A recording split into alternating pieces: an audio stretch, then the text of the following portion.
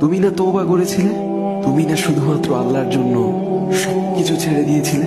বুঝতে পেরেছিলে কোথায় তোমার আসল ঠিকানা? ভুলে গেছো? আবার কোন পাপ তোমায় গ্রাস করে নিল?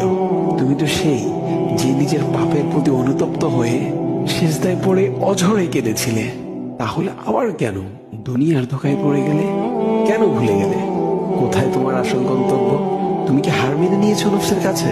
তুমি এত দুর্বল, ভুলে গেছো তা? কে তোমার রব? তোমার রব তো সর্বশক্তিমান। সর্বশক্তিমানের বান্দা আবার কখনো দুর্বল হয় নাকি? মৃত্যু পর্যন্ত লড়ে যাও তুমি। শয়তানকে দেখিয়ে দাও তোমার ইমানের পাওয়ার। শয়তানের ধোকায় পড়ে অনেক পাপ করে ফেলেছো, তাই নিরাশ হয়ে গেছো তুমি, তাই না? তুমি কি জানো না তোমার রব কতটা মহান? তিনি তো তোমাকে ক্ষমা করার জন্য অপেক্ষা করছেন। তাই ফিরে আসো সেই রবের দুয়ারে, যার দুয়ার কখনো বন্ধ হয় না। ভিডিওটি ভালো লাগলে একটি শেয়ার করে দিবেন, হয়তোবা আপনার একটি